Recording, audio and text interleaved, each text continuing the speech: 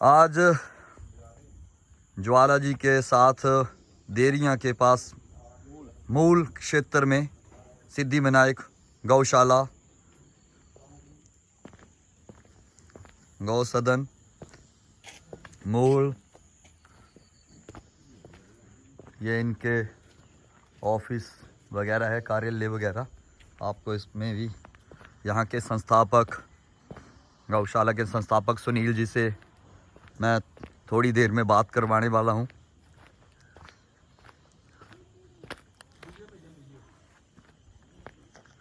ये देखिए,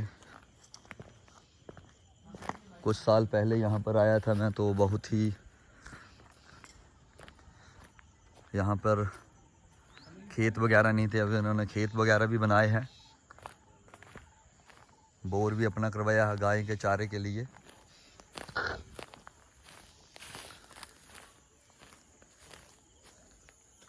यहाँ पर खाद बनाने का शेड है, ये चारे के लिए।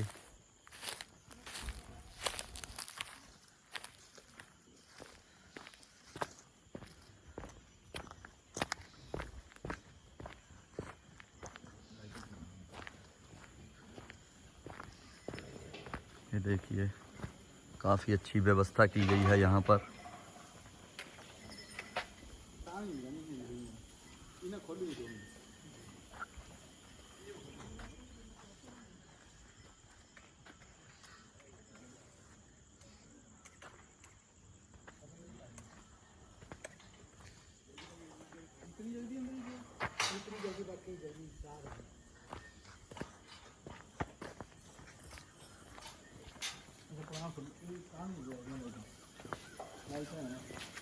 ये देखिए,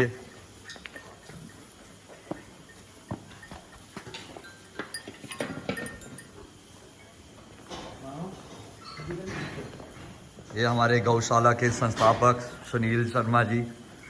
सुनील शर्मा जी, आपका स्वागत है यहाँ पर।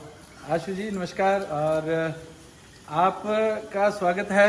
आज आप सिद्धि विनायक गौशाला में आए हैं, मैं आपका तहे दिल से स्वागत करता हूँ।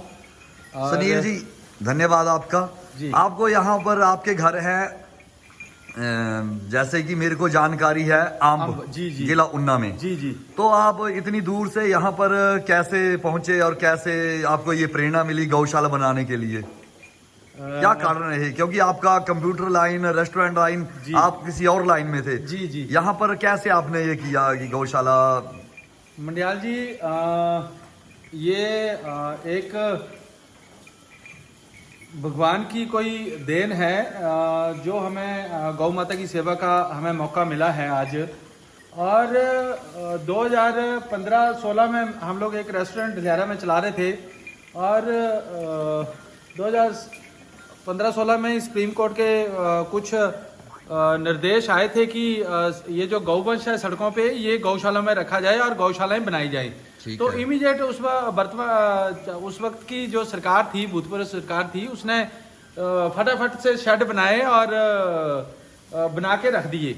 और उन्होंने कुछ एनजीओ को ढूंढना शुरू किया, तो उसमें हमारा नाम भी आया। फिर ये शेड हमने देखा, पंचायत ने बनाया हुआ था। उस वक्त हमने थोड़ा सा गौवंश यहाँ रखा और इसको चलाना शुरू किया। आज जब वर्तमान में हमारी अपनी सरकार आई और उन्होंने भी एक निश्चय किया कि जो गौवंश सड़कों पे है उनको गौशालों में रखा जाए, उसी के तहत मैं धन्यवाद करता हूँ डीसी संदीप जी का और डीसी कांगड़ा, वर्तमान डीसी कांगड़ा का, जिन्होंने हमें शेड के लिए और दूसरी निर्माण के लिए हमें कुछ सहायता राशि दी।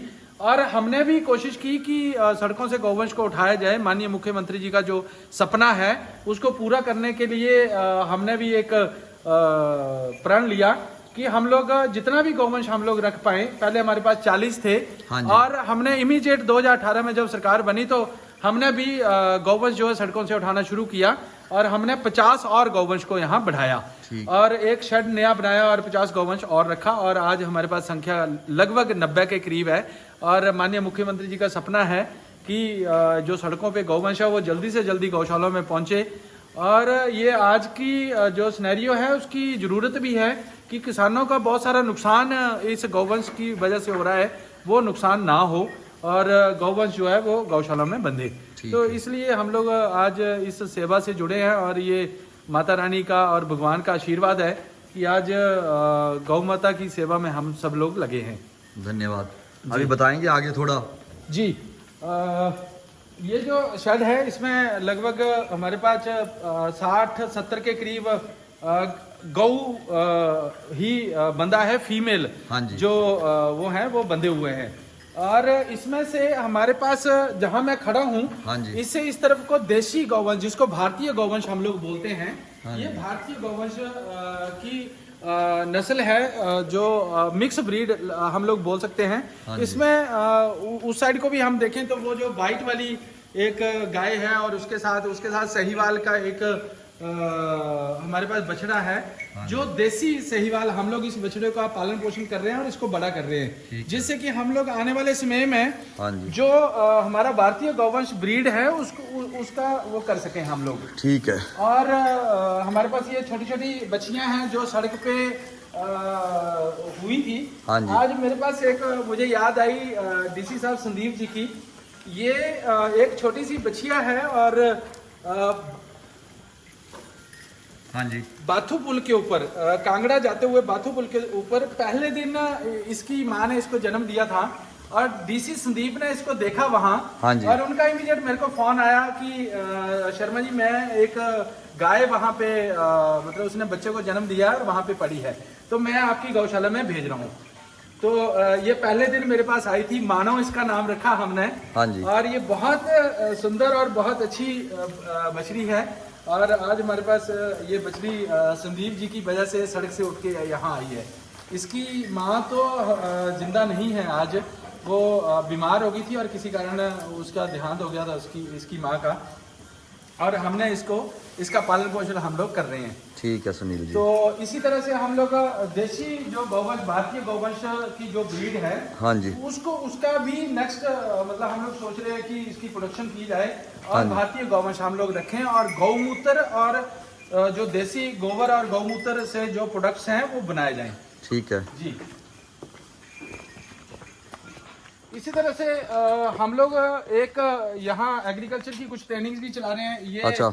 हमारा भूसे का स्टोर है और घास वगैरह रखा है यहाँ। ठीक है। ठीक है। हाँ जी। और इस तरफ हमारे पास एक स्टोर है जहाँ पे इस गौवंश के लिए चोकर और फीड और दूसरी चीजें स्टोर करके हमने रखी हैं। गेहूं वगैरह, दरड़ वगैरह के लिए हमने स्टोर करके ठीक है जी। जी। और ये तो खाद बनाने, ये हमारा हरे घास का स्टोर है। हाँ जी। ये हरा घास हमारे पास हर बुधवार को आता है यहाँ। हाँ जी। और इसकी अलग अलग लोग सेवा भी भेजते हैं हमें कि हाँ हरा जी। घास बुधवार को लोग देते हैं और हम लोग भी जब कहीं नहीं कहीं से होता तो हम लोग खुद मंगवाते हैं इसको शाहपुर से। ठीक है जी। और ये बुधवार को हम लोग 30-35 क्विंटल मंगवा के और इसको बुधवार तक चलाते हैं हम लोग। हफ्ते में एक बार ना जी? जी, हफ्ते में एक बार। ठीक है जी। जी। तो यहाँ पर आपको चारे चूरे की क्या परेशानियाँ वगैरह आती हैं, कैसे? लॉकडाउन के समय नेचुरली है, परेशानी तो है ही है। हाँ जी। लेकिन फिर भी चलो गौ माता का आशीर्वाद है और चल रहा है। ठीक है। सरकार ने घोषणाएं तो की हैं, हाँ जी। लेकिन अभी तक कुछ धरातल पे कुछ दिख नहीं रहा है। हम लोगों ने डीसी साहब से रिक्वेस्ट की थी, तो डीसी कांगड़ा कोई ना कोई हेल्प हमारी करते रहते हैं। ठीक है जी। और इस वक्त लॉकडाउन के समय आपको पता ही है, लोगों की अपनी प्रॉब्लमें बहुत हैं। हाँ जी। और वो कैसे करें इसको, हमने इस गौशाला को सस्टेन करने के लिए आशु जी हमने एक जैविक खाद का प्लांट लगाने का पहल की है। ठीक है। और मुझे लगता है कि जिला कांगड़ा में पहले हमारी एक गौशाला है जहां इसको हम सेल्फ सस्टेन कर रहे हैं। यदि हमारे पास कल को 100, 200, 300, 400 गौवंश भी हो जाता है तो उसका जो चारे का खर्चा है वो यहाँ से निकले। ठीक है जी। वैसे तो इंसान का भी कोई भरोसा नहीं है कि कब सही बात है, रहे ना रहे। हाँ जी। लेकिन इसको सेल्फ सस्टेन किया होगा। सरकारों का भी कोई भरोसा नहीं है। ठीक है जी। सरकार के पास भी जैसे ये महामारी आई है, आज बजट की बहुत बड़ी प्रॉब्लम है सरकार के पास भी, तो सरकार भी कहाँ तक करेगी। तो इसको सेल्फ सस्टेन हम गौशालाओं को करें तो आने वाले समय में जो गौशालाएं हैं वो बहुत अच्छे तरीके से चलेंगी। ठीक है। और इसको जैसे इसकी जो खाद है जी, वो किस तरह इसका प्रयोग आप? मैं दिखाता हूँ। बेसिकली ये जो खाद है जब हम इसके टेस्ट कराते हैं तो हाँ जी। मिट्टी के अंदर जो पोषक तत्व मिट्टी को चाहिए होते हैं, हाँ जी। ठीक है जी। ये खाद जैसे हम यूरिया हाँ जी, हाँ जी। देते हैं हाँ उसमें जी। अपनी मिट्टी में, हाँ जी। इसी तरह से ये केंचुआ खाद जो है बहुत अच्छी तरह मतलब ये बन जाती है और मतलब थोड़ा दानेदार हो जाती है। ये एक कितने रुपए केजी, क्या रेट है इसका? ऐसे हैं मैंने कुछ ट्रेनिंग्स हरियाणा और पंजाब में की थी, हाँ वहां जी। से लोग हिमाचल आजकल खाद भेज रहे हैं। हाँ जी, हाँ जी। वो लोग 40 किलो का जो पैकेट है वो 500 रुपए का यहाँ भेजते हैं, लगभग 12 साढ़े 12 रुपए किलो पड़ती है। ठीक है, हिमाचल में एक दो लोग इस खाद को बना रहे हैं, 10 रुपए किलो तक की ये खाद वो लोग डायरेक्ट किसानों को बेच रहे हैं। मतलब 40 किलो का पैकेट जो है वो 400 रुपए का बेचते हैं। ठीक है। और इसमें कोई ज्यादा बड़ी लागत नहीं है। हम लोगों ने ये पिट बनाए हैं और पिट के अंदर खाद भर के इसमें केंचुआ डाल के और इसको हमने बनाया है। और अभी आशु जी ये हमारी मतलब अभी जस्ट मुझे लगता है कि 30-35 दिन हुए हैं इसको चलाए हुए। हाँ जी, हाँ जी। मतलब लॉकडाउन के दौरान ही हमें समझ आया कि कभी भी कुछ भी हो सकता है, इसलिए गौशाला को सस्टेन करना, हाँ जी, गौशाला में अपने उससे खर्चा करना ही बेटर है। सही है। किसी दूसरे के ऊपर भरोसा करें हम लोग, कोई हाँ दानवीर सज्जन है, कोई नहीं रहा, कोई दान दे पाएगा नहीं दे पाएगा, इससे अच्छा है कि हम इसको सस्टेन करें। आज लगभग एक जो गाय का खर्चा है विदाउट लेबर वो 70 से 80 रुपए आता है। यदि 100 गाय किसी के पास है तो डेली का जो खर्चा है वो 5 से लेके और 8,000 रुपया तक है, यदि आप पूर्णतया उस गौवंश को चारा उपलब्ध कराते हो। जैसे जो वेटनरी डिपार्टमेंट की गाइडलाइन है उसमें 8 किलो हरा चारा, हाँ जी, 5 किलो भूसा, हाँ जी, और आधा किलो या 1 किलो कंस्टेड जैसे दरड़ है, हाँ जी, चोकर है या दूसरी चीजें हैं, वो गौवंश को यदि आप डेली देते हैं। और यदि आप इस गौवंश को ऐसे सोचते हैं कि हमने इसको बांध दिया है, हाँ अंदर बस किलो 2 किलो 4 किलो भूसा डालते रहो, जब तक जिएंगे जब तक ठीक है, जब मर जाएंगे तो दफना देना, तो ऐसा नहीं मतलब संभव नहीं है, ना ही करना चाहेगा कोई। तो मैं सोचता हूँ कि इसको भरपूर जो चारा है वो देना चाहिए, हरा चारा, भूसा, दूसरा जो कंस्टेड दरड़ वगैरह है, चोकर वगैरह है, वो इस गौवंश को देना चाहिए। और इसको जब तक ये मतलब नेचर की हिसाब से जिंदा रहेंगे, जब तक इनकी एज है, वो जो जरूरतें इनकी जरूरतें हमें पूरी करनी चाहिए।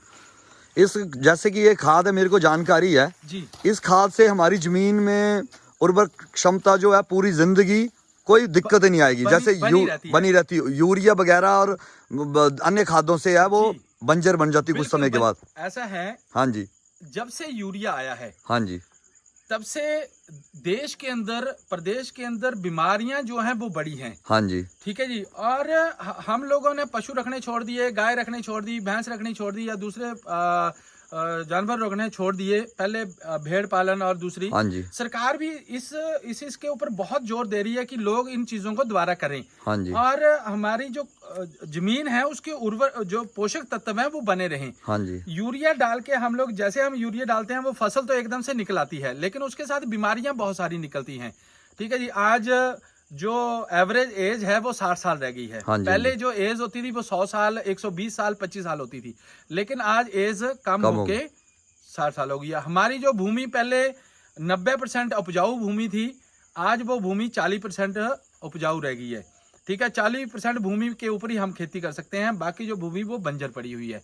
ठीक है, क्योंकि हमारी नई जनरेशन ने थोड़ा काम करना छोड़ दिया, और जो नई जनरेशन आई जो काम करते हैं वो बोलते हैं कि फटाफट हमें प्रोडक्शन मिल जाए और हम उसको बेचें और हमें पैसा मिल जाए।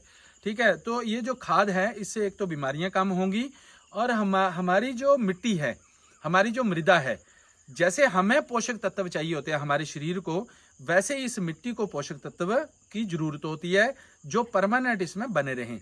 तो ये जो खाद है, एक तो मिट्टी में नमी बनाए रखती है, मिट्टी में जो फास्फोरस, नाइट्रोजन या दूसरे पोषक तत्वों की जरूरत होती है वो इस खाद से पूरी हो जाती है, और प्रोडक्शन भी ज्यादा होती है।